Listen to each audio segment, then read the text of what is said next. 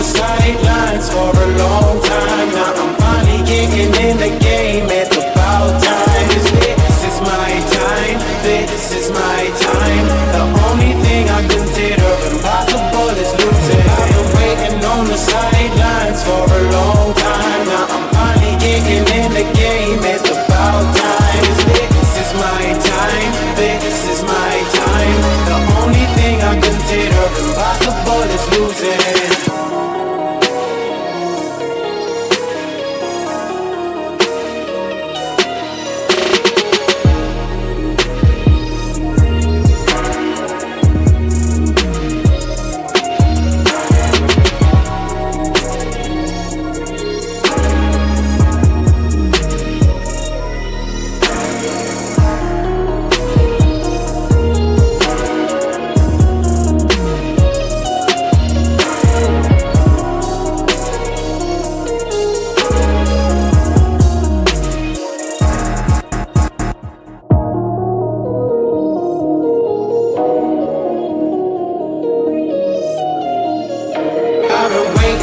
On the sidelines for a long time. Now I'm finally getting in the game. It's about time. This is my time. This is my time. The only thing I consider impossible is losing. I've been waiting on the sidelines for a long time. Now I'm finally getting in the game. It's about time. This is my time. This is my time. The only thing I consider impossible is losing.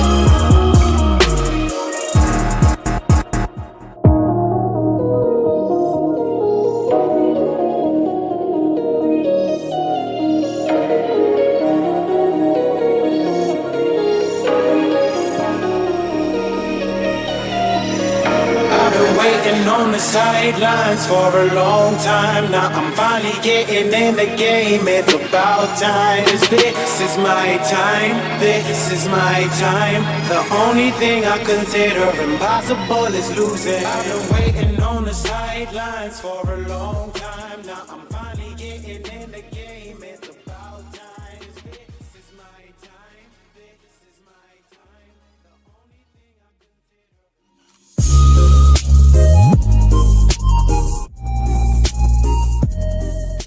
BetUS, America's favorite sportsbook and casino. Live betting and racebook. We're celebrating 30 years with a historic offer. A 125% sign-up bonus on your first 3 deposits. Plus 10% gambler's insurance. Get started today. BetUS, where the game begins.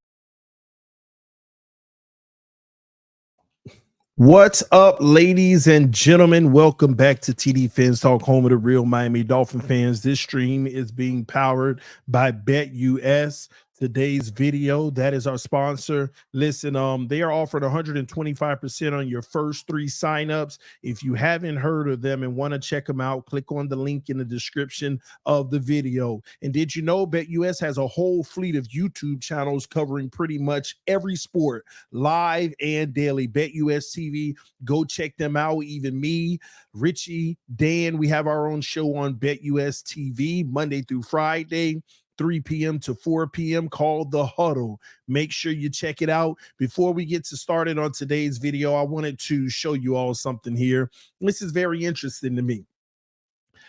Everybody knows that the Miami Dolphins should make the playoffs this year.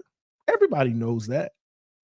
Does everybody know? Well, maybe not. But it's a good chance. I don't see any reason why we can't be a 7 seed at the worst. And right now, BetUS has us making the playoffs at minus 180, although you won't win as much as the plus numbers. But is this a guaranteed win for you all? What do you think? All right. If you feel that it is, check it out on BetUS TV. If you're Jets fans, Bills fans, Patriots fans, and doubt us, well, right now it's at plus 150 for us not to make the playoffs. So whatever side that you are operating off of, go ahead to BetUS TV right now and check it out. BetUS, the link is in the description of the video. All right. All right. What's up? What's up? What's up? Y'all hit that like button on your way in the building. Man, punch that like button. I'm going to pull something up for y'all real quick. Y'all give me a second. All right.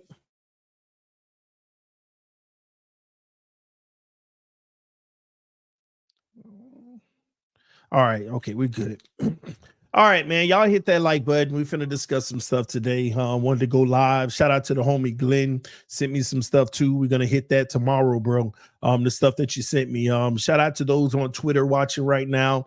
Please, ladies and gentlemen, punch the like button. I'm glad that some of y'all got the notification. That's kind of shocking because my notifications really haven't been sent out on to everybody for quite some time now, but it's all good.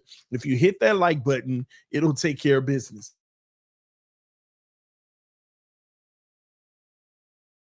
Thank you. All right. So listen, man, the video is Miami Dolphin narratives. Let's talk about a few. We're going to talk about a few of the narratives that I hear out here. And I think it's important to talk about narratives because narratives are the things that are being spread in the community that some of them could be true, some of them could be false, but no one usually, like everybody argues these things, but nobody really stops and says, hey, let's break down what's real and what's not. Let's break down what people believe or what's actually factual. Real quick, because we all know a lot of narratives. Before I get in on the few that I want to discuss today, I want to give you all an opportunity to put in the chat right now. What's a narrative that you would like to hear my opinion on when in regards to the Miami Dolphins? So I'm going to give y'all 1 minute, 60 seconds. Put it in the chat right now. What's a narrative in our community that people argue, what they believe, whatever it may be, that you want to hear my opinion on? And I want to be able to give you my official opinion on it. Because another thing when it comes to narratives, some people say that I have narratives that when I hear the narrative, it's untrue. And some people say that this narrative trumps the things that I say, which sometimes, you just don't, are able to get on camera and actually have a conversation with people to sort it out. So let's do it. Okay. Let's do it. All right. Put it in the chat. All right. It's the O line. I like that narrative. It's the O line. All right. I like that one. It's the play calling. All right. Let me put play calling. That's a narrative that the reason why, TD, do you believe we are better than the Jets? That's a question, not a narrative, but I'll answer it for you, Ronnie. Better than Jets question. Let me see. Can't ever win a playoff game. Can't ever win a playoff game. Is that a narrative or just a fact? We'll talk about it. Tua would be great if the rest of the team did their part. Man, Tua would be great if rest of team did their part. That's the narrative. All right. D coordinator. Coordinator. All right. Skipping Penix.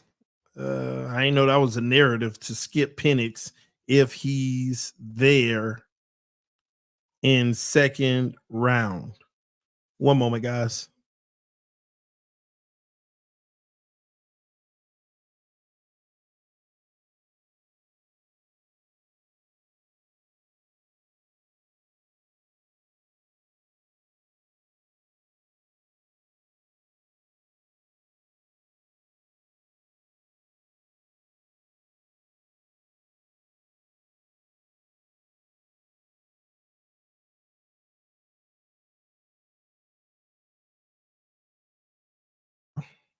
Sorry, y'all. Oh, my sons came in. A little scratch on his foot. Let me see. We got some more narratives. Chris Greer, TD, you got to tell me what the narrative is about Chris Greer. Tua is the only QB. Oh, Jesus. Tua only QB that can run McDaniel's offense. Oh my God. Let me put a star next to that one. Plus, let me put a star next to the one that I'm gonna start out with. Okay. I mean, oh my gosh, that's the big one. Tua is definitely the guy. Tua definitely the guy. Man, y'all know a lot of narratives. It's a lot of stuff bothering y'all because y'all know a lot of narratives right now. This is crazy. Offense too predictable. Offense too predictable. Okay. What would it take for people to realize Tua isn't the guy? I love you, word of mouth. I'm not taking questions right now, guys. I'm taking narratives and giving you my thoughts on them. Let me see if I can turn that into a narrative. What would it take for people to realize Tua isn't the guy? Tua isn't the guy. That's a narrative. God.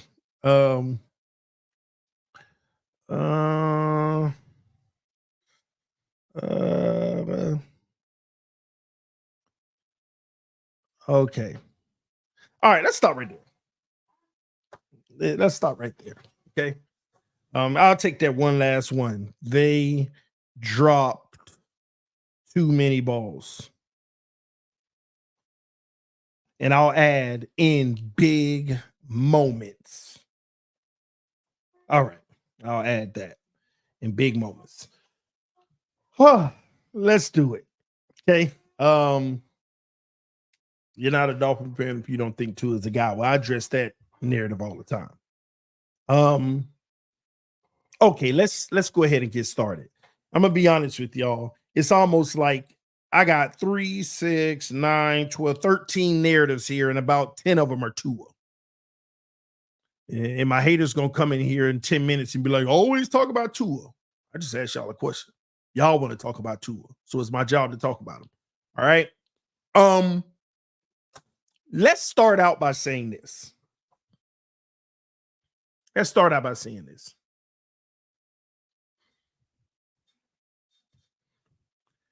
If you have to defend something for 4 years, then something's wrong with what you're defending.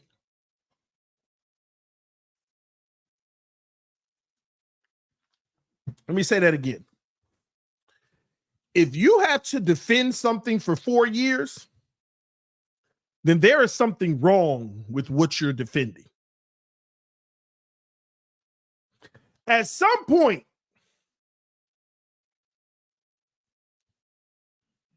what's understood should not have to be explained.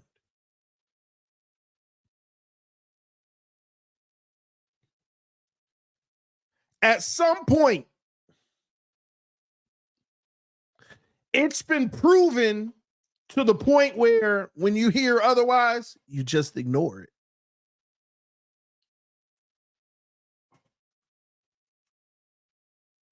It's like somebody saying to me, man, Pat White was the best quarterback in the league his rookie year before he got hurt.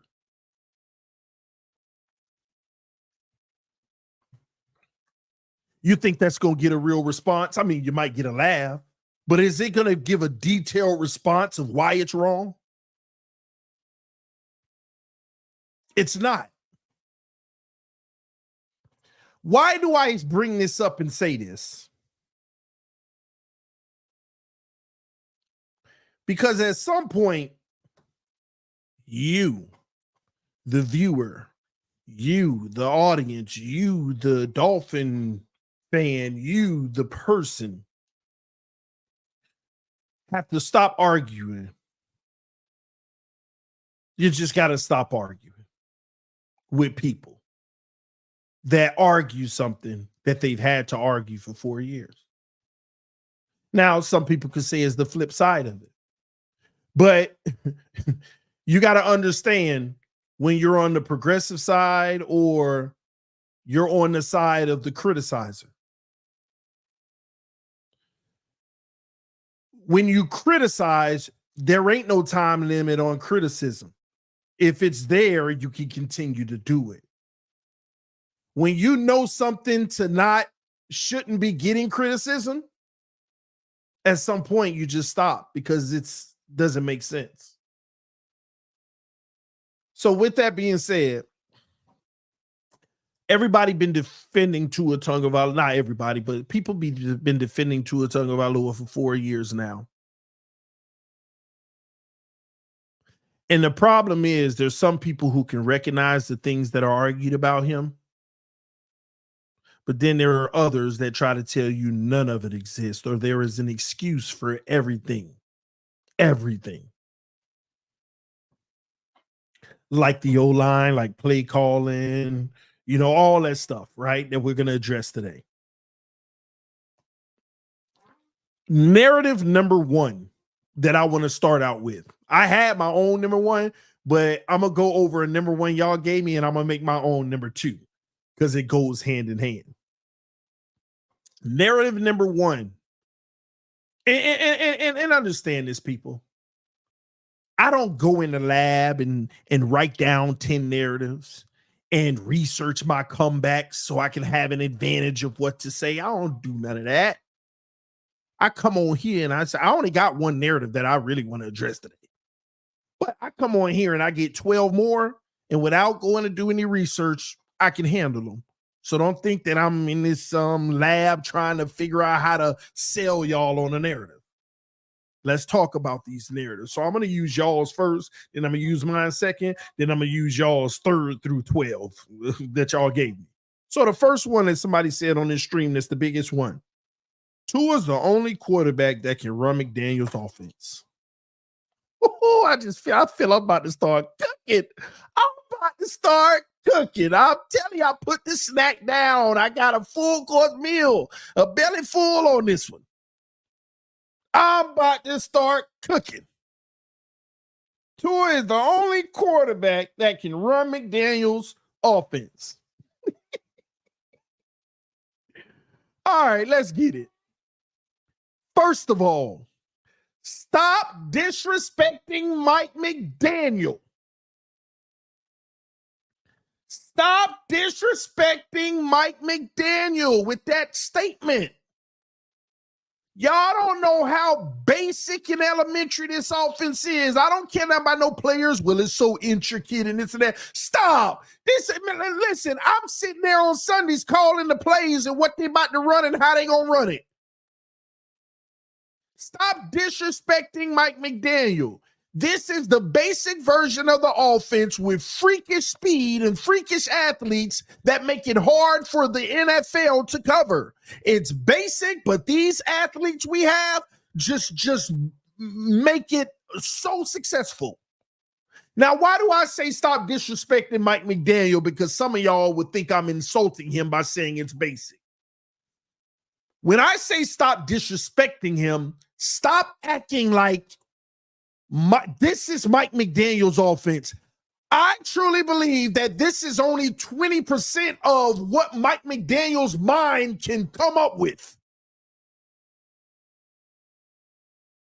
This is what he created for Tua. Mike McDaniel has a whole slew of ideas that I know he has in his head that he cannot use because they aren't catered to the personnel, i.e. his quarterback. Stop limiting him to the Mike McDaniel offense. If this is all you got, then we screwed. I believe he can do so much and draw so much more up, but he has to operate out of the confines of what his personnel does well. And I'll give you one. The O-line, you can't pass block to save their life. Therefore, he has to operate off of a get rid of the ball quick system. You don't think he ain't got a playbook, plays, and packages that would require the O-line to block a little longer and let more route concepts develop more? Stop it. It's the biggest insult to Mike McDaniel when you say that only Tua can run Mike McDaniel's offense. This is a cookie cutter, a handful of what he can create. We just don't have the personnel, or, man, we ain't got the O-line and the quarterback to do it. It's that simple, and that's a fact. I'll never forget, man. It was one game. I got to go back to the game. I don't know if it was Chiefs or somebody. I'll never forget. It was a game that everybody kept complaining about. He needs to run the ball more, where he needs to throw outside the numbers. That's one game. I remember the Chargers game, not this Chargers game at the beginning of this year, but the one before. Mike McDaniel should have threw more. He should have had it throw outside the numbers if they were clogging the middle. And you go back and you watch the film and you see series after series after series where they clogging the field. And then all of a sudden in the third quarter, when you go watch the film, Mike McDaniel dials up the out route plays. Tua Tagovailoa making trash throws, overthrowing out of bounds, underthrowing, almost picked off. And Mike McDaniel in the next drive dived up a few more out routes on the outside. Tua couldn't hit him. Punt the ball for a second time. What did he do? He went right back to the middle of the field. And what do people say? He needed to be able to make adjustments. Every time on film, I see this man making adjustments. And we can't execute the adjustments. And then he go back to what we do well, even though the other team are all over it. We always say he should have did this. And then it was another game where we should have kept running the ball. I remember we were running the ball very well on a team in the first half. And in the second half, everybody like, why did we stop running the ball? And I'm sitting there watching the film in the third quarter. We came out of halftime, ran the ball, -1. Ran the ball, 2 yards. Pass, no good, punt. Next drive, ran the ball, -2. Pass on second down because you just tried first and second down and then another first down. So he passed on second down, didn't get it. So third down is obviously passed and he passed. Third series, run the ball, 6 yards. Yay. Second down, -3. Oh, crap. Now it's 3rd and 9. Punt the ball again. And why? Because the other team was loading the box. They weren't doing it in the first half when we were running the ball. The second half, they were loading the box. So what did McDaniel do? He said they came out, they made the adjustments. The score is starting to get out of reach now because we got 3 series in a row where they've stopped us. And now we're in a pass situation. And we can't run anymore. And what did the other team do? They stayed in the run defense, and we were passing the ball, saying, beat us with the pass, and we still couldn't do it. And at the end of the game, what does everybody say? He should have stuck with the run. We were running so good in the first half. Why did, man, that's on McDaniel. Stop. Y'all always blaming somebody other than the people that's responsible. It's ridiculous. So I'm tired. I'm gonna be honest with you. I know Mike McDaniel has his flaws, and I'm gonna tell you what his flaw is in a second. But y'all be giving him the pressure unfairly, all in the name of protecting somebody else. Everybody is their fault. Fangio fault, Flores fault. I mean, everybody fault. And I never thought it would be a day because McDaniel was supposed to be the savior. And all of a sudden, after the first season of a certain player collapsing 4 games straight down the stretch before he got hurt, well, let's be honest. It was McDaniel's first year coaching, so we can't be too hard on him, but he got to be better. Oh, what a slight way to knock on McDaniel. McDaniel went out there, the one throwing them picks. McDaniel wasn't the one out there looking like a bum versus the Chargers, versus the 49ers. Buffalo, he was all right. But versus Green Bay, that wasn't Mike McDaniel. But at the end of the season, you subtly snuck it in there. Well, injuries got the best of us. Man, how was he playing before the injuries? Before the injury happened, there was 4 games of bummed him. Cut that crap out and want to blame Mike McDaniel. And then this narrative, well, if Tua would have played them last games, we would have won. That wouldn't have never happened. Well, guess what? He got his shot. And the exact same thing that Skylar Thompson did, he did. Oh, it's like every narrative get exposed and you move the goalposts. Every narrative gets exposed and you move the goalposts. And y'all trying to low-key put everything on Mike McDaniel. Shame on y'all. Shame on y'all. He was supposed to be the savior. Shame on y'all. Yeah, but two things can be true, TD. He did help make some improvements, but he still be messing up. Man, y'all ain't watching the film I'm watching. Is he perfect? No, he ain't. But he certainly ain't what y'all try to make him out to be. He is not this. Oh, well, he ain't good at this and good. I like it blows my mind that I can't even believe they created this narrative. McDaniel need to give up the play calling to somebody else.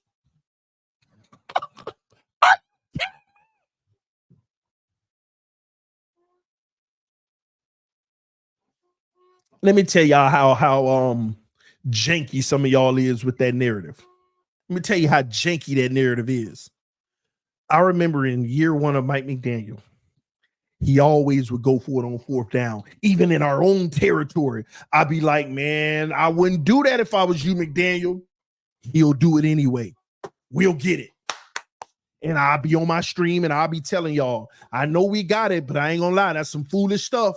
Well, TD, you can't be happy about nothing. I'm just saying, bro, we on our own 38. Come on now. You don't do that. Like, you don't do that. And he kept doing it all year. He got it, in my opinion, more than he didn't. He got it more than he didn't. And that was good. But I was warning y'all. It still ain't smart. That's the criticism I was giving him. Here we go in year two.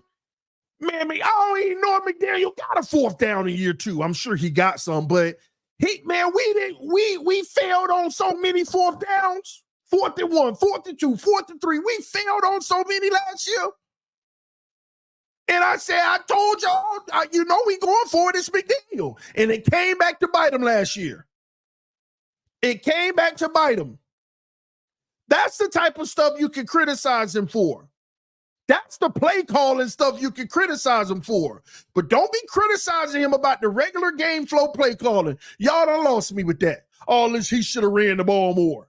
He should have did. No. This man, every single time y'all say he should have did something more, when you go watch the film, he actually tries to. But we looking like straight trash trying to do it, and he got to revert back to what we know. So for the record, ladies and gentlemen, for those who don't know, McDaniel created an offense that would help Tua Tagovailoa look sufficient in the NFL against the bum teams, against the teams that's going to run a basic set of their defense. They're not going to disguise coverage. They're not going to cater to what we do well. They're just going to run their base like most teams did, like the bums teams do. And the greater teams that have greater defensive coordinators that know how to disguise coverage, that know how to throw wrinkles in, that run man press coverage, that run cover two, but clog the middle of the field with press on the outside, and they take away the middle of the field, they know that's all they have to do to the Dolphins. And guess what? They know that they are exposing their boundaries by doing it. But our quarterback don't throw in the boundaries unless it's a post. Unless it's a post. And on those posts, we be connecting. Y'all don't never notice them posts on the sideline, Waddle and Tyreek? They run up and they cut out and they meet it.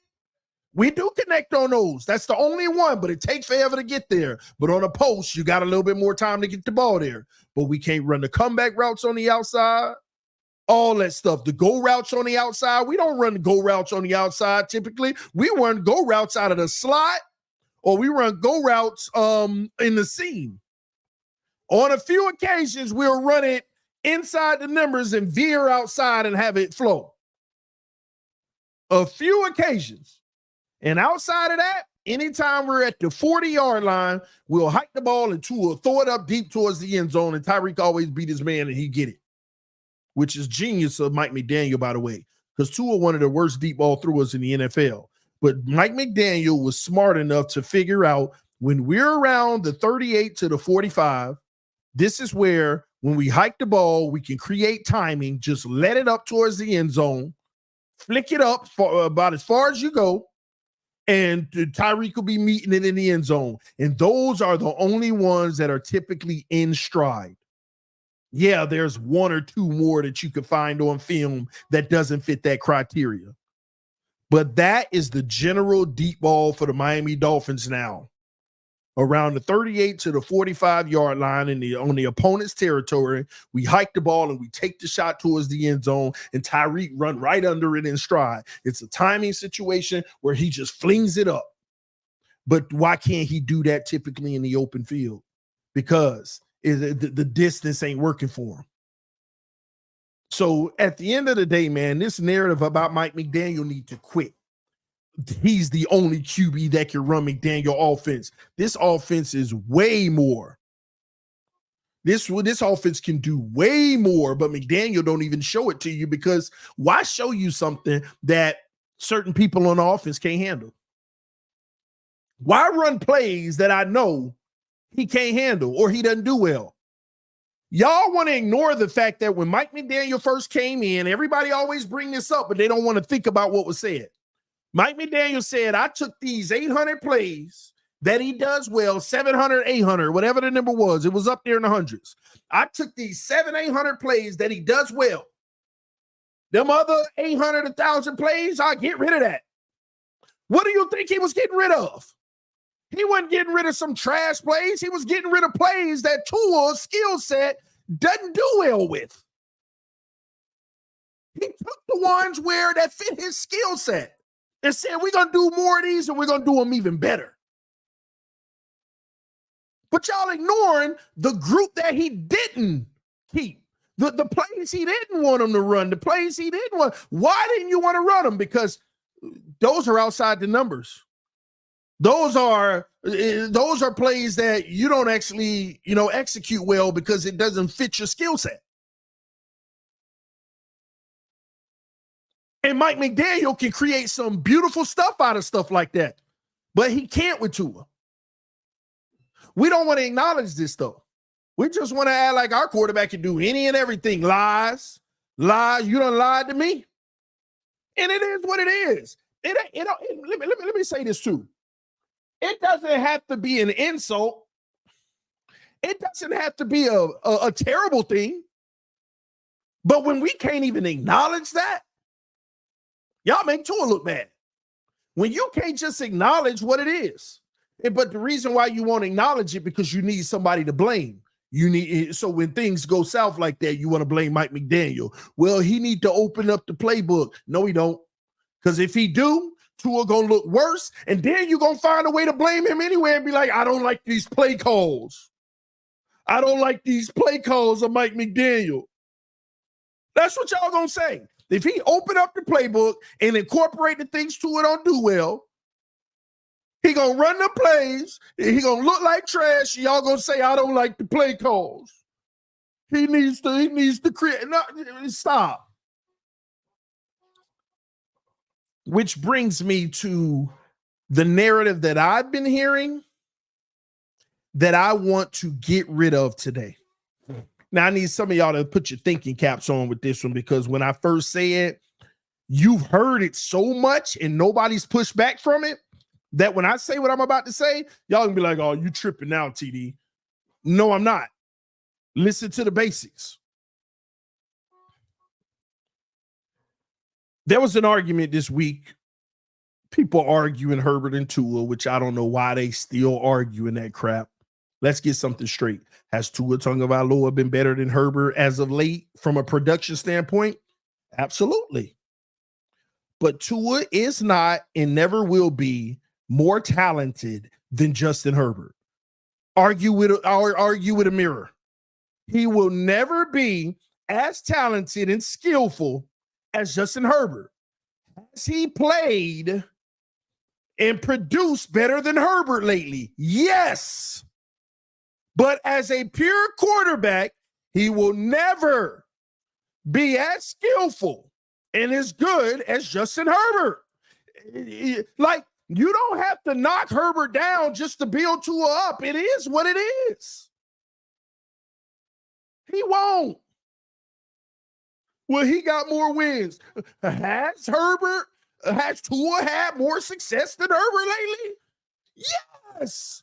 But he is not a better quarterback and skillful at all. Now, this ain't about Herbert. But that subject came up. And somebody said, well, if Herbert was in our offense, would he be better? And somebody responded, no, because Herbert cannot run Mike McDaniel's offense. No, let me rephrase. Herbert cannot run Mike McDaniel's timing offense. Oh, Jesus. Ladies and gentlemen, the Miami Dolphins, Mike McDaniel's offense is not a timing offense. There is no such thing as a timing offense. A quarterback may have to use timing within an offense because of their limitations and arm strength, but there is no such thing as a timing offense. The offense are plays. If a quarterback doesn't have the arm strength, he may have to use timing so that the ball can get out quicker than it has to, so that it can be complete, whether the O-line isn't blocking or the quarterback doesn't have the arm strength to get down the field where it needs to be. Let me explain.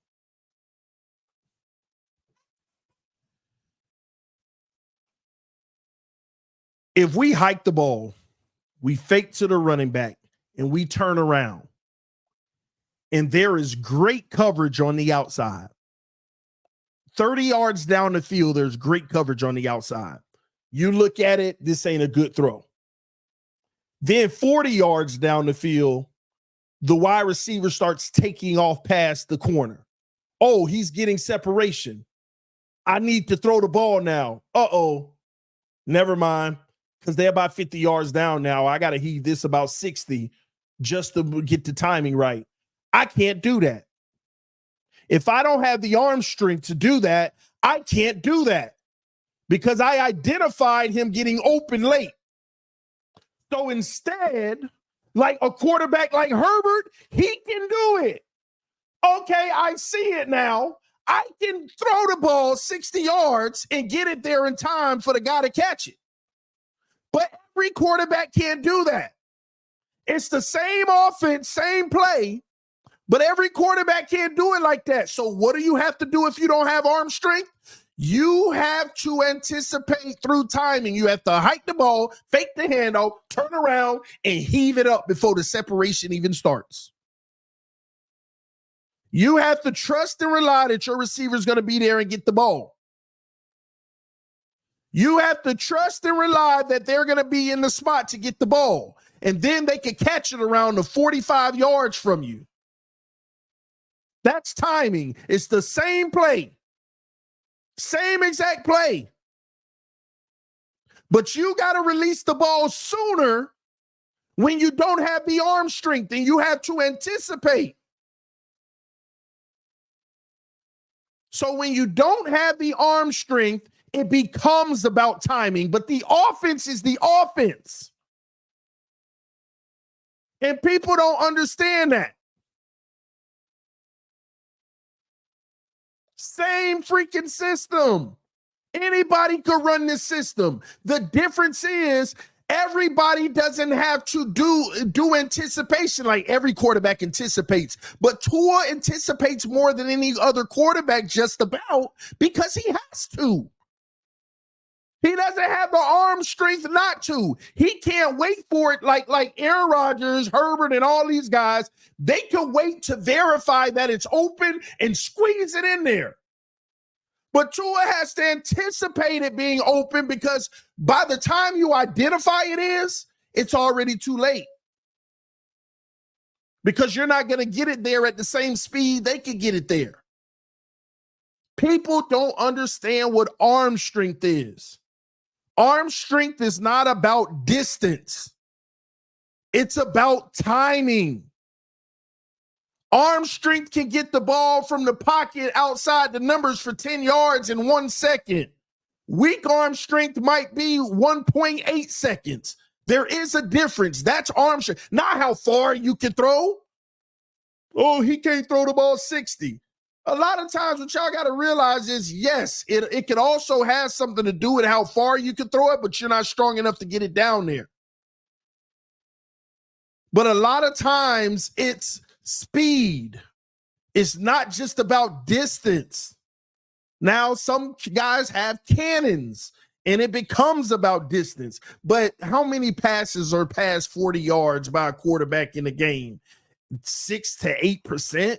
We're not worrying about that, even though if you got that tool, that's beautiful. If you don't, it is what it is. Like, have we not seen guys in the NFL throw the ball literally 65, 70 yards in stride, way down the field and catch touchdowns?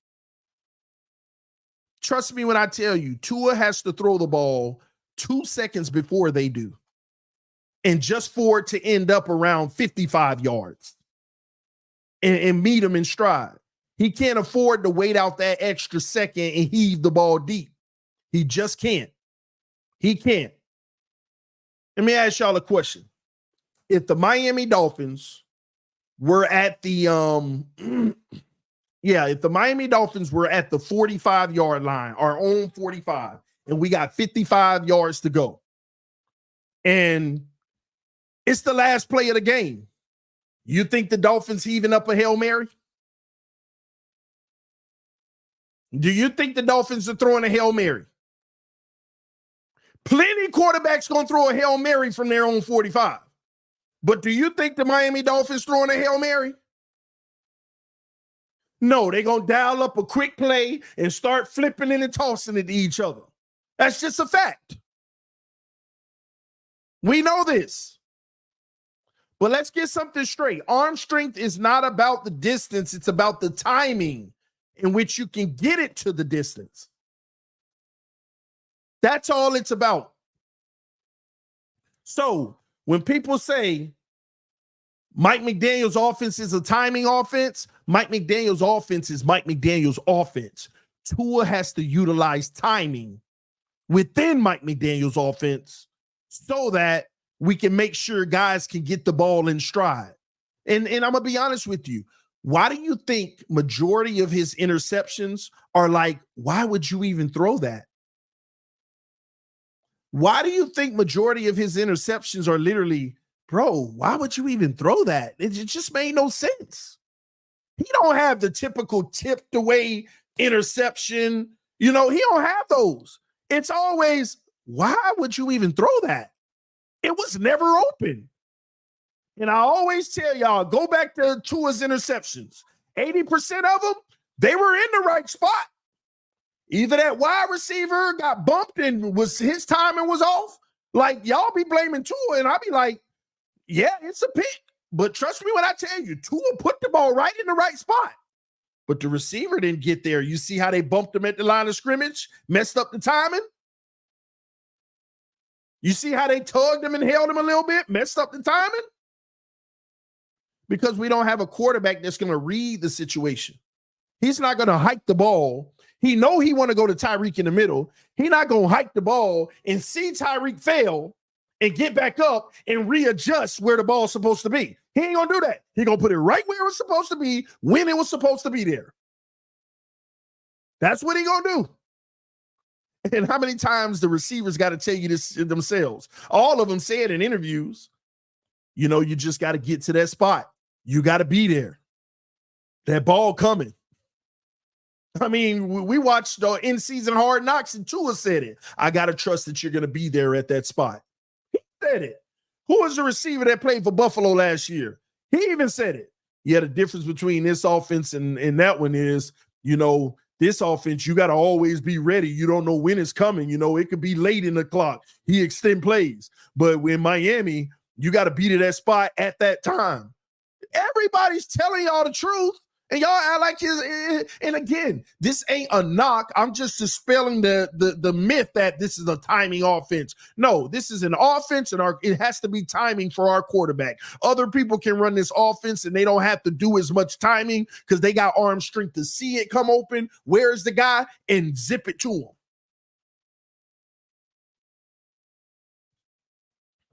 It is what it is.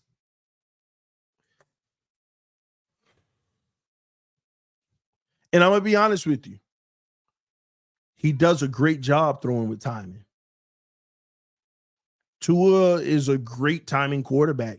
And as long as he keeps the chemistry with the guys and everybody, and it's all clean, guys aren't being challenged at the line of scrimmage, Tua ain't got pressure coming in his face to where it disrupts the timing, where he got to move and make a throw. Yeah, on a very rare occasions, he makes an off-platform throw, escape the pocket, make a throw. Very rare occasions, but we don't realize more times when he got to escape the pocket, it is a disaster than it's a success. People are always like, oh, well, he can improvise and escape the pocket and make a play. Look at this one. He got flushed out the pocket and threw on the run.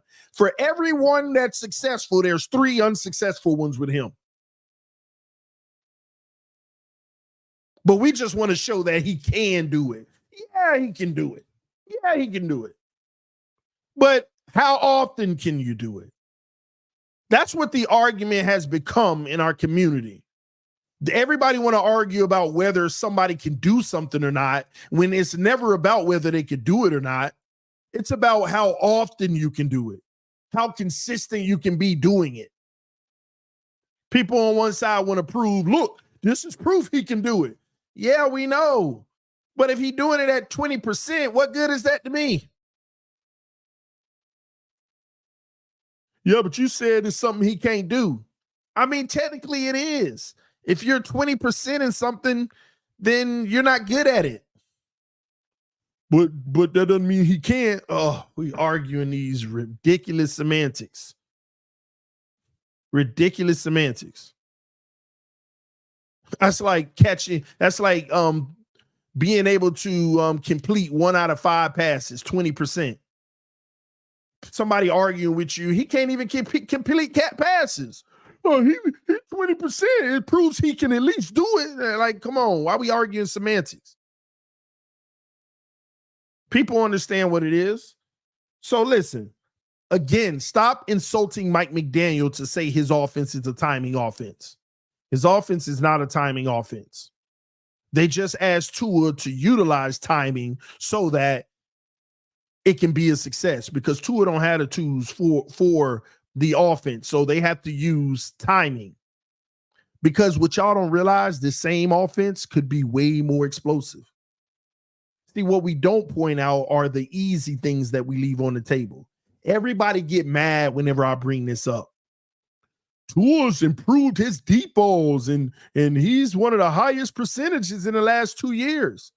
I agree, he is, and it did improve from a statistical standpoint. His accuracy on deep ball, he completes more. See, there go that word accuracy again. But what people don't realize, just like Tyreek Hill, because they keep bringing up Tyreek Hill was more productive than he ever was with Patrick Mahomes, he also got targeted more than he ever did with Patrick Mahomes. And on top of that, what people don't realize is, can we be honest about something? Tyreek Hill should have easily had 2,000 yards this year, even with the injury. But we sit there and ignore how many deep balls he had to stop, come back for, and get tackled.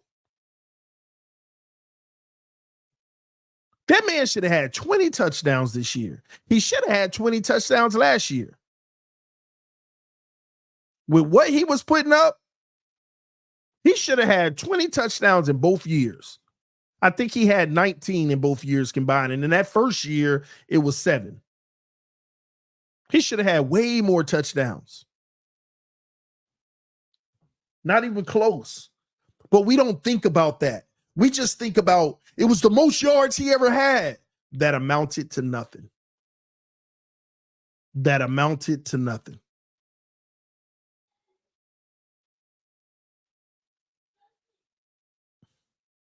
And I'm sorry, people get mad at me for this, but I don't care nothing about a single stat the Miami Dolphins put up if they can't even win a playoff game.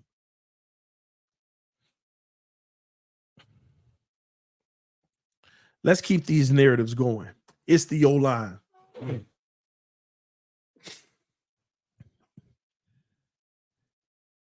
You can't say it's the O-line when at the end of the day, we get the ball out quicker than anybody. And let's get something straight. We're not getting the ball out quicker than anyone because, Tua's forced to. like, oh, crap, here. No, that's not what's happening. The offense with timing is getting the ball out quick. Now, if we open up the playbook, if we open it up for the plays that require more time and they're failing him, then we could talk about the O-line. But the offense is built to not be the O-line. We created a system not to where we can't even use the O-line as an argument. The ball is, I'm the one that tell y'all, this O-line ain't as good as y'all think. I know they be getting their ratings and they play well on Sunday, but they're not as good as y'all think. The ball is already gone. I see them getting beat all over the place, but the ball is gone, so it doesn't matter. But people's argument is this. This is their argument. Well, if they were good, we wouldn't have to get rid of the ball quicker. You done lied to me, because if you don't get rid of the ball quicker, then Tua gonna be outpunting his coverage. Tyreek them gonna be outpunting the coverage. Tyreek, you gotta get it out quick. You have to. Tua is no good if the ball ain't out quick. The longer that ball in his hands, statistically, the worse it gets. You better go look at that chart of the second read. Tua has the highest EPA when you get rid of that ball quick on that first read. That second read, massive drop. You want to know quarterbacks whose second read is some of the highest in the NFL? Justin Herbert. One of the highest in the entire NFL. Second read, Justin Herbert. Just saying, I had to throw that out there. I know it's sizzling some people's spirit. But to blame the O-line, I'm sorry. First of all, let's get something straight too. Did you see the work the O-line did for the run game last year? You take away that run game and see what happened to Tua. You put the game on his shoulders. See, y'all forget games like the Cowboys game in which our offense was trash. Not our full offense. Our running game was good. Our passing game was trash. Y'all forget games like the Cowboy game, the only game that we beat a playoff team. Y'all forget games like that. Tua led the last minute drive, though, to put us in range. No, we had 3 runs that totaled almost 40 yards to put us down there. We had like 3 runs for 20 yards each to put us in there. So that run game and that same O-line did their thing. But some of y'all don't think about the fact of how good the O-line was in the run game and how that made it easier in the passing game. We all know that the run game, you establish the run, you make life easier with the pass. So when we play these scrubs and we bludgeoning them with the run, and then they like, we got to stop the run, and we come back to the pass, like we were making life easy because of the run game. It was a beautiful balance. But then them good teams, boy, they said, nah, this is what we going to do. We're going to dedicate to stopping the run, and we're going to disrupt the timing by putting our hands on these itty-bitty receivers. And hey, there's still going to be plays to be made, but guess who's going to have to make them? That boy under center. There's going to be plays to be made, but it's going to be tighter. It's going to be tougher. It got to be perfect. Let's see this perfectness. Let's see it. Let's see it. And every time we folded like a lawn chair. Every time they shut down that run, they said beat us in the air. They disrupt that timing, so that first read went there. Like, second read time. Oh, the chart, the statistics tell you what happened when the second read come. And that's all they do. That's what Baltimore did. That's what Buffalo did twice. That's what the Chiefs did twice. That's all they do. Let's stop the run. Let's put the boys on the outside on the island, but put their hands on these shorty receivers. We'll put a single high safety. And if we, and listen, if we miss them at the line, they're going to get a touchdown. You remember them plays where Tyreek, and they missed, and Tyreek went up the sideline, touchdown? Yeah, it's going to happen, but they ain't going to do that more than once a game. Did you notice in the big games you ain't had no big plays? You might have got one lucky one in, and you saw it at the line of scrimmage. They missed. Oh, touchdown. Single high safety. Tua just got to pick a side. Up, go. And after that, you ain't going to do that more than once a game. We'll take our chances. Get right back up in their face. And now when it gets gritty, tough, rough, come on, Tua, beat us. Beat us. Plays there to be made, but your receiver ain't 5-10 yards open. He got a guy 1 foot behind him. Make that perfect throw. It can't be back hip. It can't be too high because a guy 1 foot away from him. He ain't 5 to 7 feet away. He 1 foot away because his man coverage, he chasing him. You better make it perfect. And sometimes he'll get a pass in there. But boy, you got to consistently be perfect. And a lot of times he's like, and then that nervousness come in. Then the pressure come. Now it's happy feet, off platform throwing and all that crazy stuff. Up now we looking at the first read and it's triple coverage on it. Oh, crap. Snap out of it. You got to go to your second read. Oh. We see it every time. But here's the problem. First of all, you've only seen it like 5-6 games a season. That's number one. So 66% of the season, you don't see him in that kind of trouble. You only see him in that kind of trouble 33% of the season, right? And then even half of that 33% of the time is running plays. So now we down to what 16.5% of the time you see it. And even in that 16.5% of the time, half the time it worked. So that small little 8% of the time of him looking like a disaster is what causes our season to go south every time. That small little 8% of the time. And that's why some of y'all are so fooled, because it's only 8% of the time. It's only 8% of the time. And I'm not saying 8% of the time in every game. That's the problem. It'll against a trash team, it'll be 2% of the time. You won't even see it. Against 7-8 teams, it might be 1, 2, 3% of the time. Ooh, that was a bad throw by Tua, but that's all good. He'll bounce back. But in them big games, they go up to 11, 12, 13% of the time, and it matters. But you don't recognize it because it's so small. It's only heavy in those moments. It's only heavy in those very moments. So the O-line narrative, I don't want to hear it. Matter of fact, you should be congratulating Mike McDaniel for creating something that makes this raggedy O-line look like they solid. Play calling, we already talked about that. Can't ever win a playoff game. That narrative, what's there to talk about? We can't. We can't. Oh, we won some in the 90s. Once again, arguing over the semantics. We can't.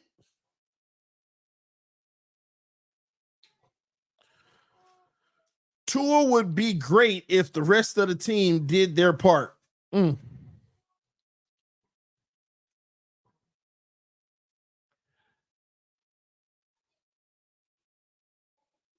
the rest of the team did their part, Tua would be great. This narrative, this narrative is actually true. I know that's going to shock some of y'all. This narrative actually is true. Tua would be great if the rest of the team did their part. If Austin Jackson played 17 games, if Chubb don't get hurt, if Phillips don't get hurt, if Xavier Howard wasn't washed, if Jerome Baker, just could cover well. Yeah. Connor didn't get hurt. If nobody on the O-line got any penalties, if nobody in the receiving core ever dropped the ball, if Mostert and A-Chain broke every tackle, yeah, it's true. If Mike McDaniel made no mistakes, he knew what was going to happen before it happened, so he know what to do. Yeah. If Kohu would never get beat, if everybody did their part, Tua would look great because we would win more games. The only issue with all of that is no team in the NFL, everybody around them does their part. On every play, somebody mess up. It still don't mean the play can't be successful. But every single team, everybody don't do their part. Every team have penalties. Every team has drop balls. Every team make mistakes. Every player in the NFL gets beat.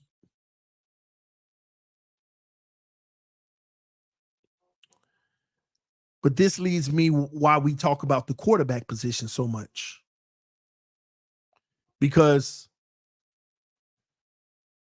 we can talk about that player if they correct a mess. That player.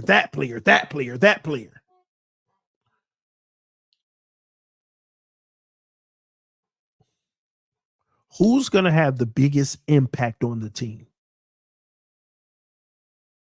That's what it comes down to. If Tyreek Hill doesn't drop the balls, right? Does that guarantee more wins?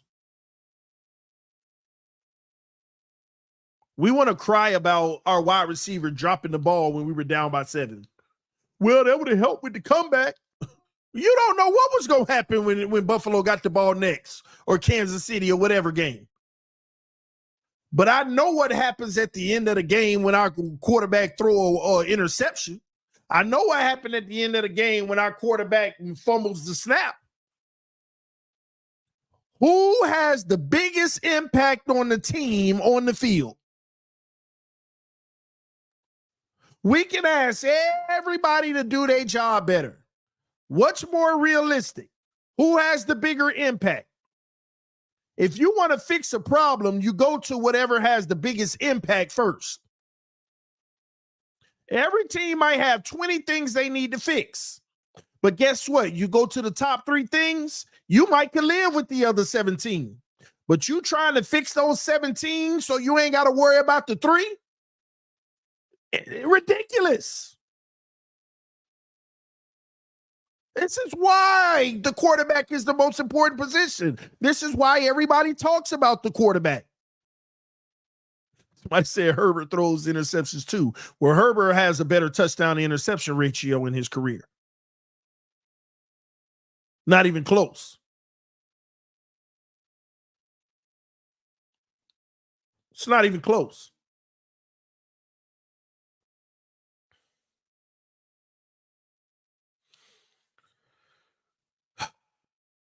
Defensive coordinator, I don't really want to address that. I keep telling y'all, they just find scapegoats every year. Skipping Penix if he's in the second round. At this point, if you're going to pay Tua, I would skip Penix too in the second round, to be honest with you. If you're going to make Tua prove it this year, then I would get Penix in the second round. If you're going to go ahead and pay him, Why am I getting Penix? It is what it is at this point. You don't lock yourself in anyway. If it turns out to be a bad contract, you paying a guy big money anyway. Why am I going? No.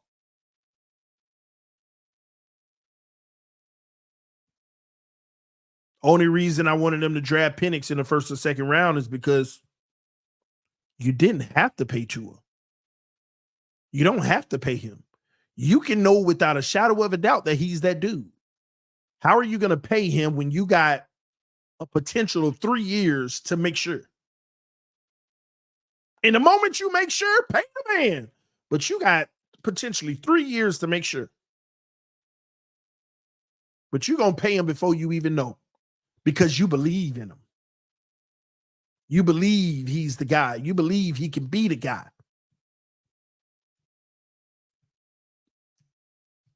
And if you're wrong, well, let's not talk about that. Let's just talk about if I'm right. Yeah. Just the dumbest thing I've ever heard. Just it's dumb. It's just really dumb to me. But I can't be mad. It ain't my money. It ain't my money. But as a fan, it sucks.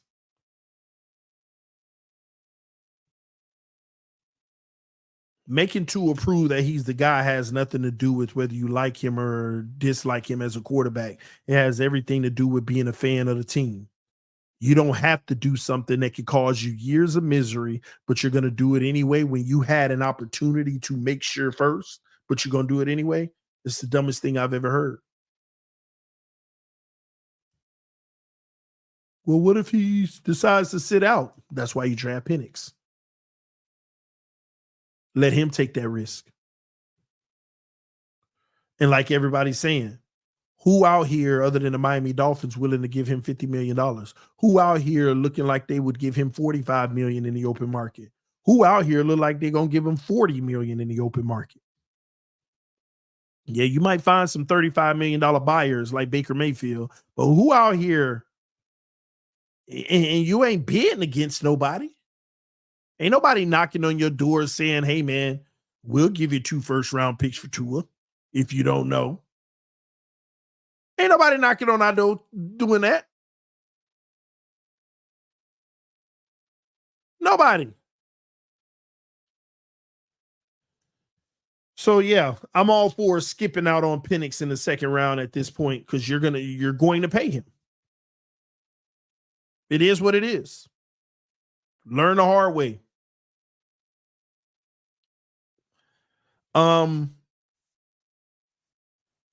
Tua's definitely the guy. That's not a narrative. It's a flat out lie. Tua's definitely the guy. It's a flat out lie. We don't know what he is. Now, you want him to be the guy. You believe he's the guy, but Tua's definitely the guy. It's a lie.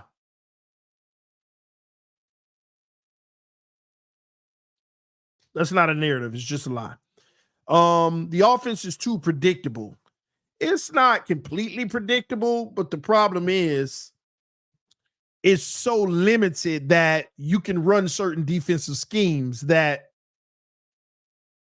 make it hard on the offense. Like, we run a lot of the same sets, but we have different wrinkles out of it to take away predictability. But it's so basic that certain teams run specific sets consistently, and it's hard for us to operate. We don't have the wide open guys in the windows that we love to enjoy when people run cover 2 with cushion, with no extra pressure.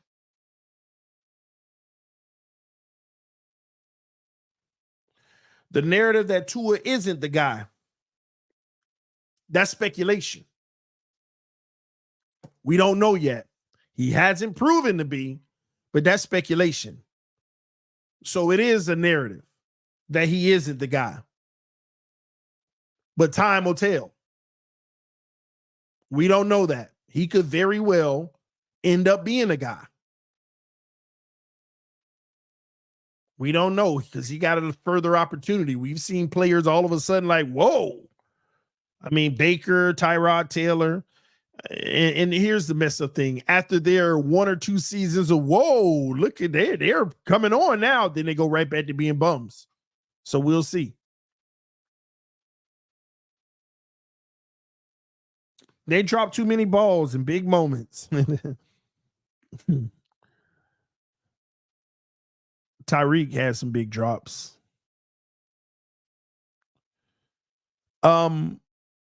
Some of these wide receivers did drop some big balls in big moments.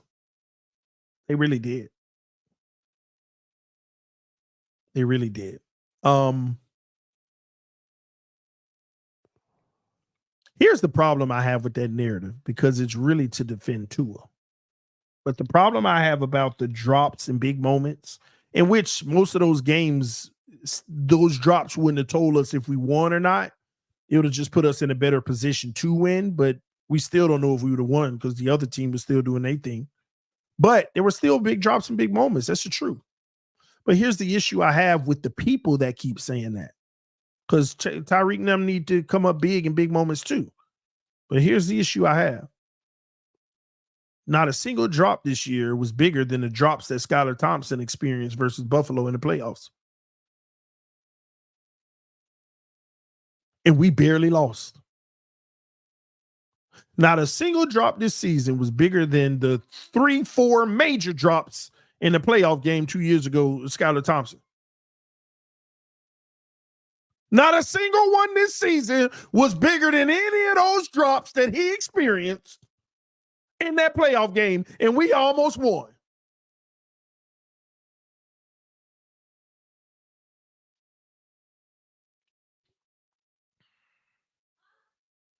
You can't have your cake and eat it too. You cannot have your cake and eat it too.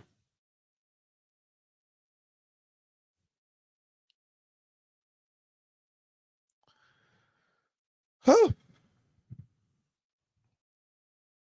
I agree, Glenn, but they caught some big balls in big games. Yeah, they did. They also caught some big balls in big games. That's true. We don't acknowledge that either. But I tell you what, in that Buffalo Bills game with Skylar, boy, they were sabotaging that man the way they were playing. But let's be honest, he was delivering that football. He may have not had the best decision at the end of the game on that last play, but he put us in a position to try to go down the field and win at the end of the game, and he bombed it just like Tua be bombing it in big games. But they dropped the ball up and down that field in that whole game, and he kept fighting. Was he perfect? No, but when you look at them numbers, they are not reflective of how he played in that game. When you look at Skylar Thompson playoff numbers, which look putrid, they aren't even close to being reflective of how he actually was giving it his all in that game. And let's be honest, some of them drops are like, oh, my gosh. That, like, as many times we said, that's the game. That was the game.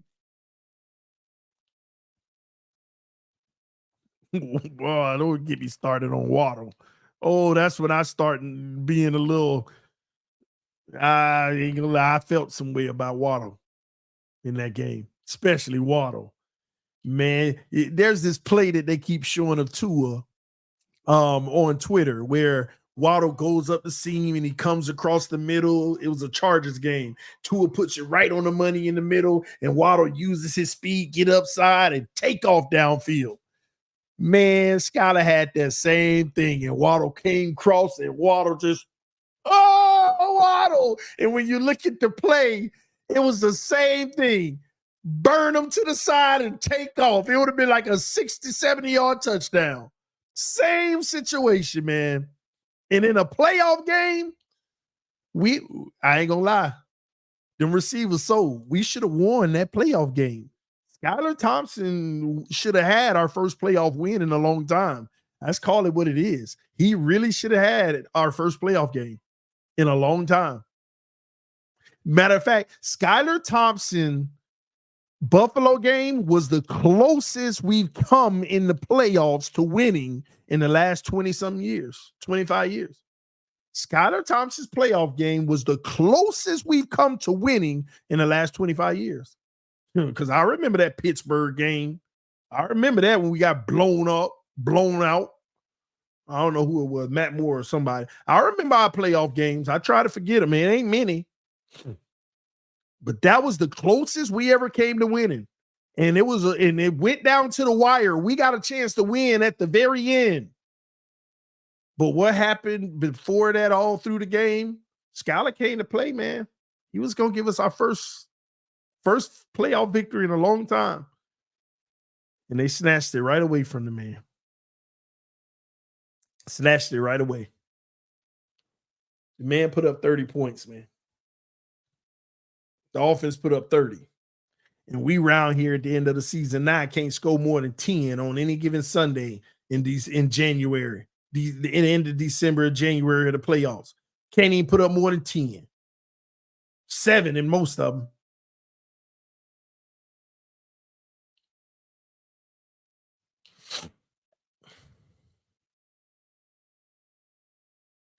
If Skylar wins the playoff game, we'd be discussing the QB controversy right now. No, we wouldn't. We wouldn't.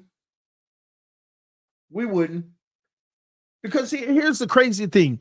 It came down to maybe that Waddle play of us winning, right? One wide receiver screw up, right?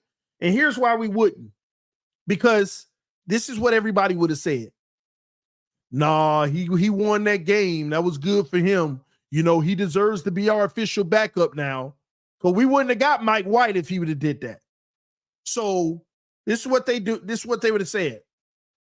Yeah, but I mean, come on. Look how bad he was leading up to the playoffs. Thankfully, we beat the Jets to get in, or whoever it was, New England or the Jets to get in. It was he didn't do nothing then. He couldn't even score more than 10 points. Because wasn't that the narrative? If Tua was playing, none of that would have ever happened. And then the very next year, Tua didn't have to sit out his last 5 games, and he got a chance to show everybody, if I was playing last year, it wouldn't have happened. Tua did worse. In most respects, he did worse. That same situation where everybody said, well, if Tua wouldn't have never got hurt, this would have never happened. The stage was set. The stage was set. The man couldn't score more than 7 points. The man couldn't get more than 7 points, a touchdown in the game. He couldn't get more than that. The stage was set.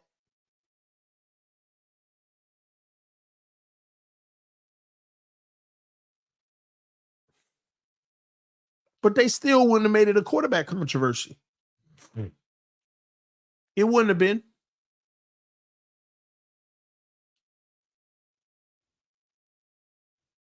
It wouldn't. And listen, if they don't believe in Skylar, then I don't believe in Skylar. I can only go off of their sentiments, right? I mean, I believe in Skylar, but if you're not even going to give him a fair shot, then it is what it is. But here's my issue with the whole Skylar Thompson argument, right? The man got like 5 games. What's the difference between Skylar's 5 games that he's played in 2 seasons and Tua's last 5 games in the last 2 seasons? His sample size is small. Why not? How do you know that if he don't get a full season, he won't have a run? It reminds me of that Minnesota game. How Skylar was cooking Minnesota before he got hurt. The man had like 90 yards, but he had actually threw for over 200 already, but all them penalties kept calling him back. Skylar, 40-yard pass completion, holding. Skylar, 48-yard completion. It was always something bringing it back. I don't know if y'all remember that. But it's funny to me. How do you know that? It's like Tua getting a shot, but the first 5 games are the last 5 games, and he looked like a bum. So you just sit him on the bench and say, nah, he ain't the guy. But it's unfair when people do that. Now, don't get me wrong. I am a firm believer. You got to come in and prove it. So Skylar ain't doing himself any favors. So since you're not coming in and proving it in no moment, I don't care what the circumstance is. The NFL for a 7th round pick, you need a lot of fortune on your side. You need some luck. You need everything. You need the circumstance and everything to be perfect for people to really give you a look and a shot and believe in you. And unfortunately, you really ain't do enough for people to do that. Yeah, that Buffalo game, some people respect that. But the whole sample size, you didn't take advantage of the moment, even if you just weren't ready for it yet and you potentially could be. So I'm not making an excuse for Skyler. It is what it is. Even if he can end up being the greatest of all time, you can't hurt your shots like this. You got to grasp it, and somehow, I don't know how, but somehow you got to ball out in those moments, and he hasn't. But all I'm saying to people, to be fair, you cannot sit here and look at Tua's last 5 games for 2 years straight and act like that's not the same equivalence of some of these backups when they get a shot. You really won't know who a guy really is until you give him a real sample size opportunity. You really won't until you give him a real sample size opportunity. And no, I'm not saying that Skyler is better than Tua. I used to say it to troll people. But Skyler ain't no scrub. I believe Skyler does have a skill set that McDaniel can use.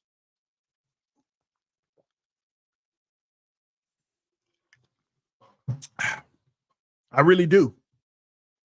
But if he don't take advantage of his opportunity this year, I'm going to tell y'all what it is now. If Skyler don't win that number 2 spot in camp this year, that's it for Skyler. The Dolphins need Skyler to elevate to a point to where they can move on from Mike White. You shouldn't have to be paying Mike White that kind of money. So it's on Skyler, man. It's on him. And I'm going to be honest with you. The Miami Dolphins gave Skyler a fair opportunity last year to be number 2. And I'm going to be honest with you. They were neck and neck. But you go with the guy who's, shown a little more. A little bit more experience at the time. This year, they're going to really grade it out and say who's the best. And they're going to bring another quarterback in, whether it's an undrafted or a late rounder. They're going to bring another guy in too. Because you're still going to need an emergency quarterback too. But Skyler's going to get an opportunity to be the number 2 this year, but he got to show it in camp. This needs to be his best camp. And I personally believe that if Skyler can take advantage of that opportunity and be the number 2, I'm not wishing injury on anyone, but I do believe Skyler's going to get one more opportunity in this NFL if he can win that number 2 job this year. He will get one more opportunity, and whether he blow it or not is on him. But I truly believe he will get one more opportunity if he could win the number 2 job this year. Time always tells. We shall see. Have you watched all 22 of Brewer yet? No. I've seen a lot of the 22 on Brewer. I haven't watched it all, though. Everybody keep trying to show me his highlights. I already know what his highlights are. He got one little swim move that works every time, and that's all the good plays and all the stats and the highlights you see. I'm not a pessimistic person, but I'm a person that wants to only focus on the things that can make us better. So when I look at Anthony Brewer, I don't care to go look at his highlights. I already know what they say he could do well. I've seen some of the plays. Few in between, by the way. When I go really look at his film, I'm going to go look at the worst graded games he had, and I want to know why he was graded that bad, and then I want to evaluate, is it something he can improve on? And if I find it to be something he can improve on, because I've already seen some of it. I already seen some of the flaws. That's why I'm like, stop playing with me. I already saw some of the flaws. But when I look at all of it, which I haven't looked at all of them, I'm going to be looking for things that he can improve on. And then if I feel like he can improve on it, let's give Weaver and company an opportunity to do that, and maybe he could be a dog. One of those steals. But until then, we'll see. We'll see. Let me pull this up. All right. I like the new like button in the super chats. Oh, it's a like button in it? Oh, I saw that. TD, wasn't everyone saying this is 49ers offense? Isn't this offense known to be quarterback friendly? Why is it a issue now? This is not the 49ers offense, yet it does have some concepts from it. This is the Mike McDaniel's Miami Dolphins offense. The 49ers use a lot of the motioning and things of that nature, but the 49ers actually open up their playbook to even attack the outside the number some. The 49ers, they use concepts that would take, a little bit longer for the play to develop too. They're not limiting it to just this little box. They open up the actual playbook to, I don't even know if it's its full extent, but they do a whole lot more with conceptually than we do. Do they have a better O-line? Yeah. Is their quarterback more efficient and can process it better? Yeah. Am I ecstatic about Purdy's arm strength? No, but Purdy can deliver the ball where it needs to be and make good decisions. Purdy also can utilize the off-script plays a little better, throwing on the run and things of that nature at times. Purdy's just a clean version of Tua. And when I say clean, I'm not saying just sniping with accuracy. Just his decision-making and what he do in his full game on the field. You don't see many Purdy mistakes. Like I want you to think about that Super Bowl. Purdy missed like 3 throws in the whole game. Mahomes missed 2. And that was early in the game. I don't know if y'all remember Mahomes throwing towards the back of the end zone on the right side, overthrows. It was like 2 plays in a row. Mahomes missed the throw. After that, Mahomes didn't make a mistake the whole game. Everything on the money. Everything he did. Converted. Purdy made 3 mistakes in that game. One was across the middle to Ayuk. One was a deep ball that was open in the back of the end zone on the right. Missed them. And it was another one. I just don't remember what it was. But it was 3. I counted them. That's a clean freaking game. The only problem when you play Mahomes, you got to be better than him.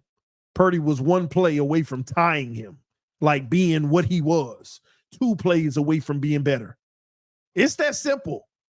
This is why I tell people, when both teams are playing well and blah, blah, blah, it comes down to the quarterback. Who's playing better than the other one? That's why Josh Allen can't get through Mahomes. Josh Allen don't have bad games against the Chiefs. But Josh Allen balls out every time, but he makes 1 or 2 more mistakes than Patrick Mahomes. This is when all the defense, the offense, the drops, none of that stuff matter. In them big games like that, everybody playing well, everybody doing their job, it comes down to which quarterback make more mistakes than the other. You ask anybody about how Purdy played in that Super Bowl, excellent. And he did. But them 3 mistakes was 1 more than Mahomes and 2 more than to win the Super Bowl. It's that simple. I thought the misses early in the game was going to come back to haunt Mahomes because I think they settled for a field goal. When he missed his guy in the end zone open, just overthrew him twice early in the game. I thought it was going to come back to haunt him. It almost did, but Purdy made his misses in the 3rd and 4th quarter. Them few in between misses, that's where he made them. So Purdy, and you know what's funny? I say that to say this. Look at Tua in those big games. We're not talking about 2 or 3 misses. We're talking about 8, 9, or 10. Go look at Tua in these big games. We talking about 8, 9, 10. Like, what is that? Oh, my gosh. Oh. And that might be an understatement saying 8, 9, or 10. That might be an understatement. But that's the difference. It ain't even close of the comparison to what we're talking about. And that ain't no hate. That's a fact. Somebody said Purdy had basically a perfect team around him. Y'all chill. Man, this is what I'm trying to tell y'all.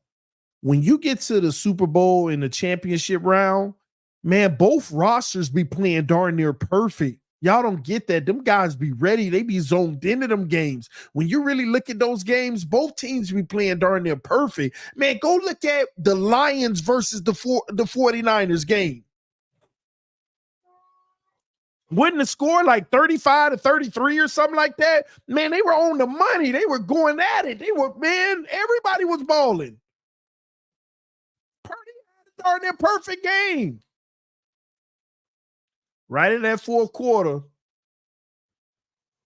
Goff couldn't deliver the same. I'm telling you, man, that's what it comes down to. That's what it comes down to. And I'm sorry, you just look at Tua in the big game, it don't even look like he coming to compete. We're talking about 1 or 2, 3 mistakes. Tua don't even look like he come to compete. I remember when Tyree caught that big that touchdown. Lean on me. He on the sideline and Tua over there sitting there cold, like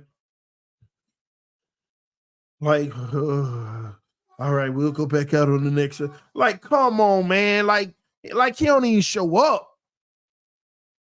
He don't even show up. You don't even see the killer in his eyes. You don't even see the intensity in his eyes. You don't even see the man. I'm ready. Let's go. You can at least be like, let's go and fail, but you don't even look like let's go. Look like I'm just here to do my job and I hope I do it well. And if I don't, I try. Oh my God, the crazy thing about it is no lies being told. That's how he be looking. I'm here to do my job and I'm going to try my best. And if I fail, I tried. And some people be like, well, that's all you can ask for. Oh,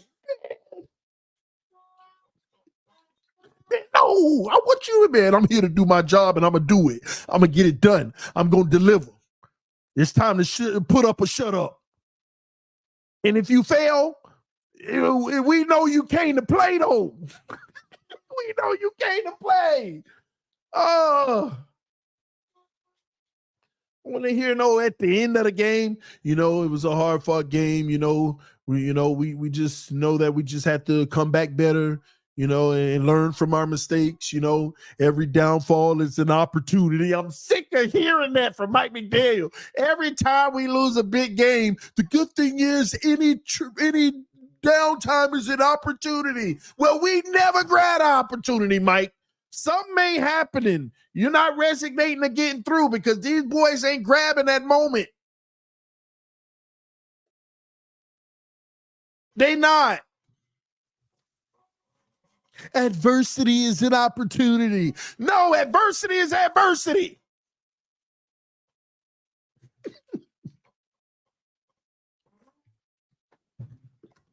At least for the Dolphins. Because if you ain't taking advantage of any of the opportunities, at some point we got to stop calling it an opportunity. No, there's a problem. We have a problem. We can't go into the war with the same strategy, saying that the adversity is an opportunity to use the same strategy, the same personnel.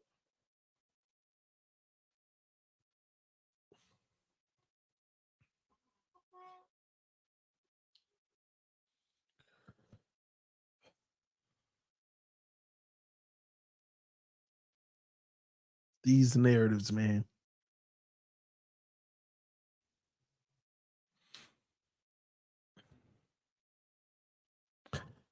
Somebody in the chat, it just went fast, so I don't know who it was. I just found it. J Miami Sports said the coach, unfortunately, is like that too.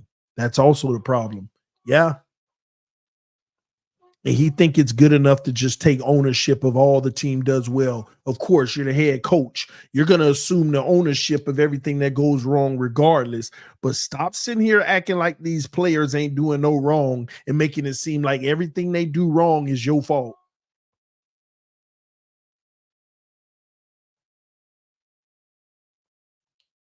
But here's what I will say in my closing to criticize Mike McDaniel. This is my biggest piece of criticism for Mike McDaniel.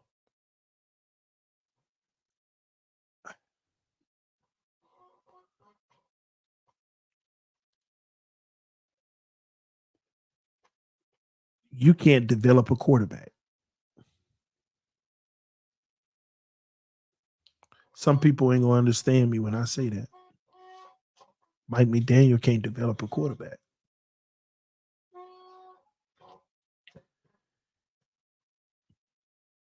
You're using your intelligence to hide the quarterback. You're using the skill that you do have to take something that's not great and make it look good.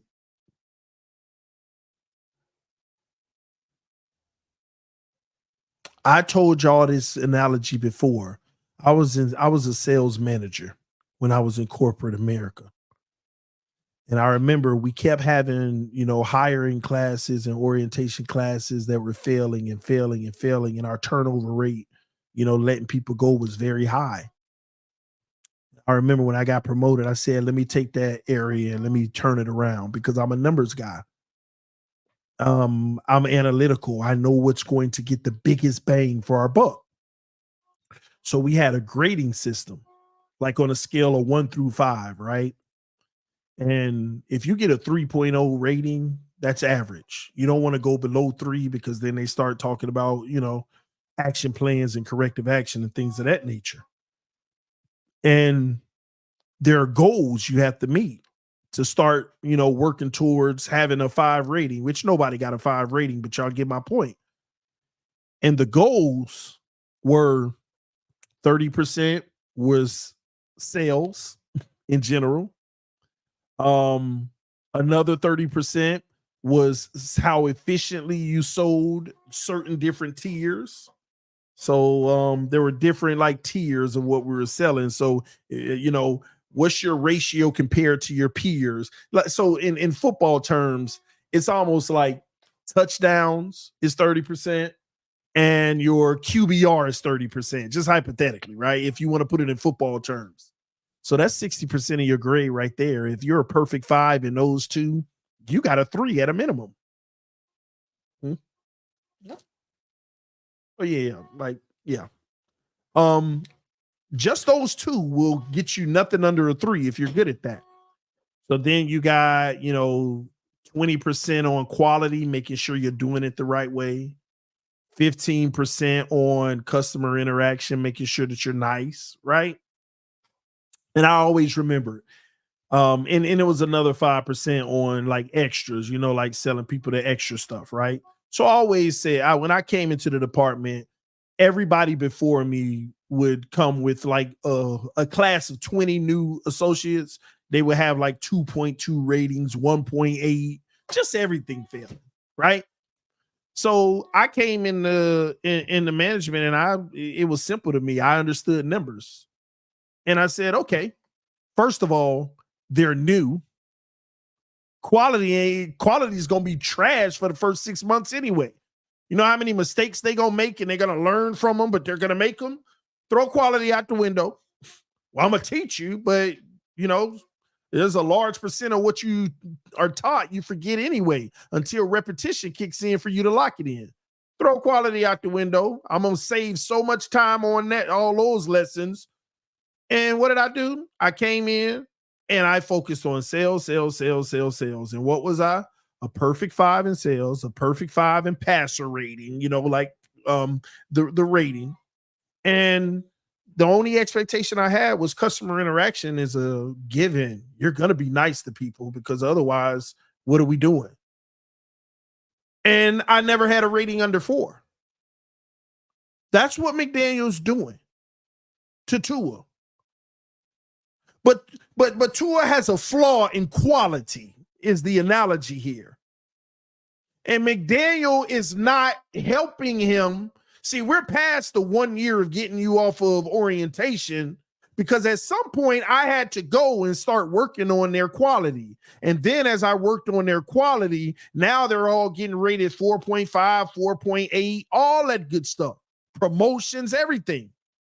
But what McDaniel is doing is taking his strengths and just focusing on those, and he keeps throwing that quality to the side. To his flaws, he's not addressing. He's just taking what he does well and doing more of it and making it better. He's not addressing the things he don't do well. That's all McDaniel's doing here in Miami. He's moving smart, not hard. That's what's happening. He's literally utilizing his weapons and Tua's strength, putting that on full display, making Tua look great statistically, and allowing that to carry the conversation. But the true skill of a quarterback comes out when things are tough, when they're taking things away. Let's see how much you've developed. And every time them teams take stuff away from us, some could argue you see regression. Some people could argue you see regression. He's not developing our quarterback. He's giving you window dressing, a smoke screen. He told us he was going to do it, though. We can't be mad. He say, I'm going to take these things that you do well, and we're going to do it more and amplify it. We're going to get rid of all that other stuff that you don't do well. We're just going to see, that's the key. And he came in like, this is the philosophy. He's right. But when the rubber meet the road and it gets gritty and tough, and he's sitting there like, I'm just trying to do what he does well, and it ain't working, he ain't got much to go to then. What you want him to do? And then the very few moments he start dialing up the stuff that Tua don't do well because it would work, it looks even worse because Tua can't handle it.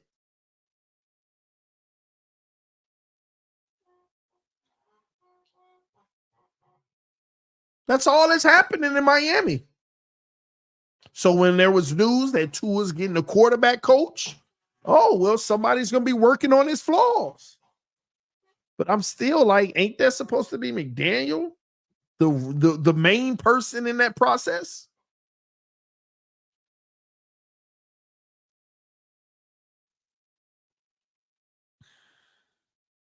Isn't it supposed to be Mike McDaniel as the main person in that process?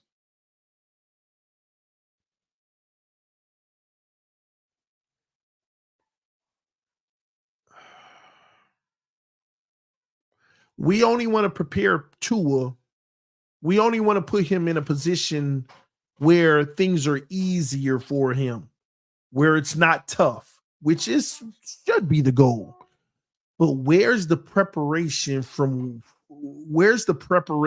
him of the hard stuff that you will be presented with, so you don't look like a deer in the headlights when it comes?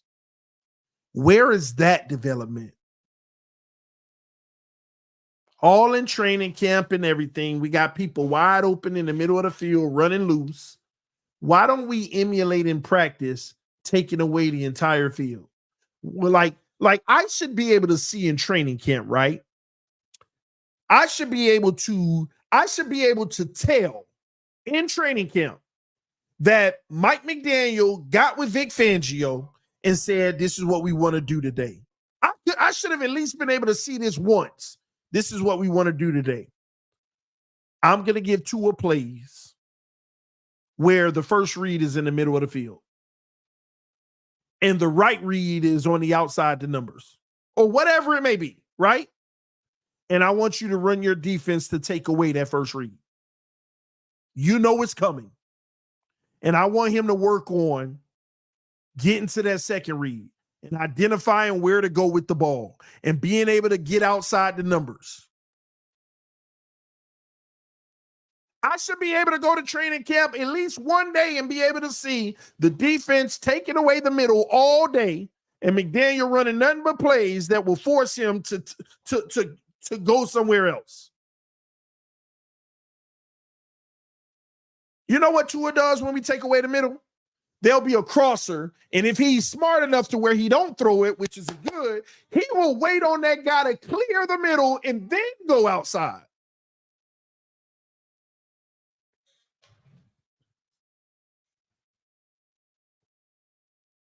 I should be able to see that in training camp.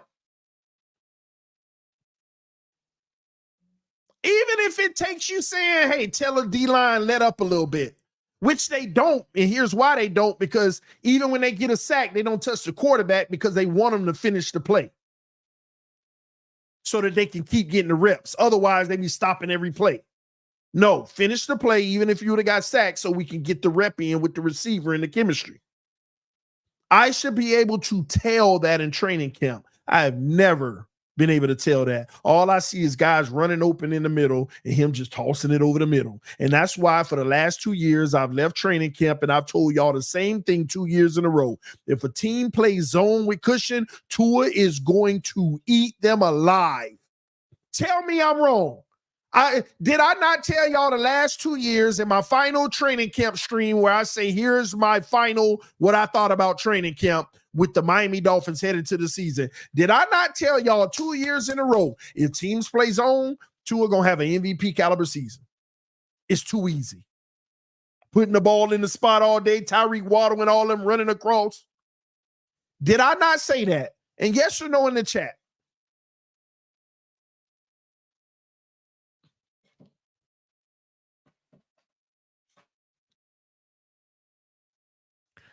Testing. Oh, they got me.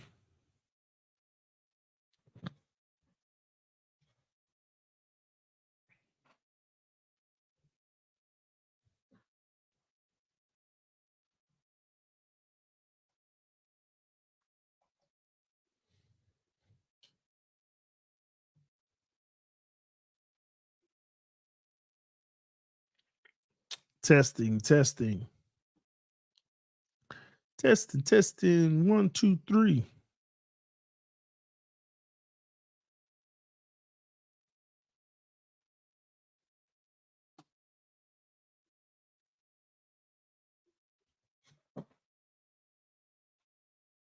Oh man, what just happened?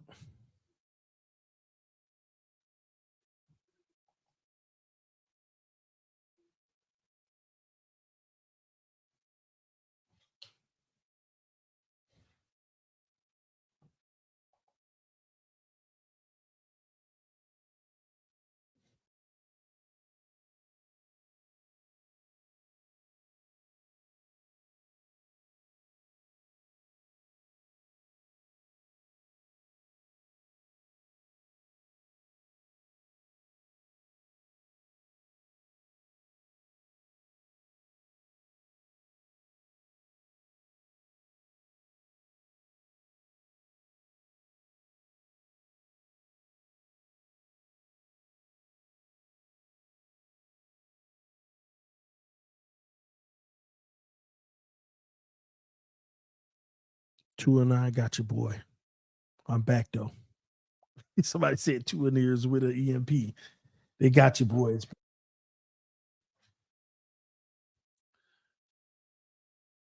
Oh Lord, hold on. My audio, hold on. Speaker.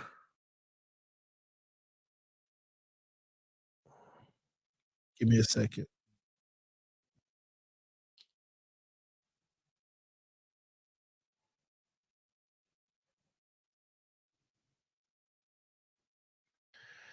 All right, I should be good now, man. Yeah, man, but anyway, I forgot what I was saying at the end there. Developing our quarterback, man. It is what it is. But I should be able to see that in training camp. I should be able to see that in training camp. That's how I feel.